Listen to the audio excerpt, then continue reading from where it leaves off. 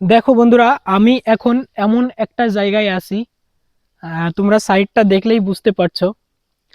পুরো সামনে শুধু বাঁশ আর বাঁশ, শুধু ফরেস্ট। ওখানে কার্তিক একা একা স্কুটির উপর বসে রয়েছে, আর আমি একটু ভিতরের দিকে চলে এসেছি।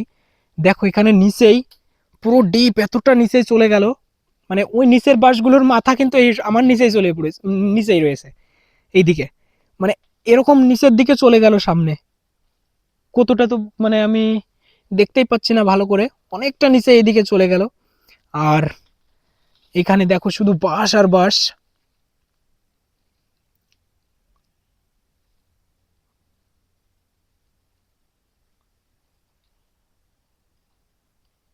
এই দিক থেকে একটা সাউন্ড আসছে,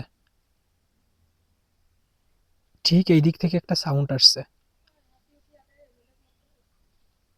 মানে কার্তিক কি বলছে শুনছো?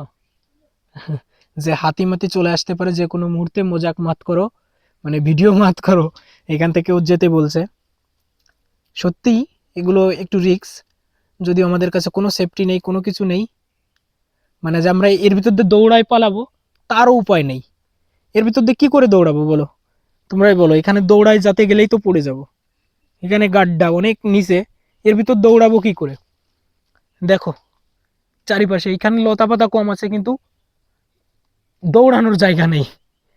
মানে নিচে উঁচু নিচে, যে কোনো মুহূর্তে হাতি টাতি চলে আসতে পারে এর ভিতরে।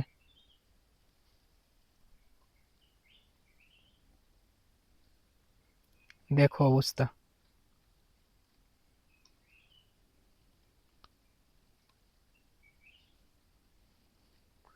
শুধু বাঁশ আর বাঁশ, নিস্তব্ধ অবস্থায়।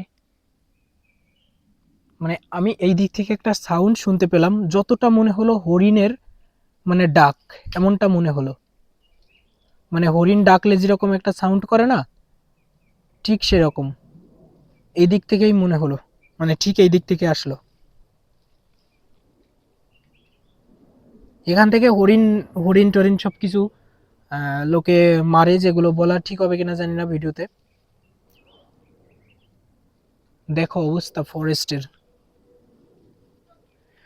সত্যি খুব ভয়ানক। মানে এখানে একা চলা আর কোনো সেফটি ছাড়া এখানে আসা ঠিকও না। আহ, তো চলো আবার দেখা হচ্ছে সামনে গিয়ে কোনো ভিডিওতে।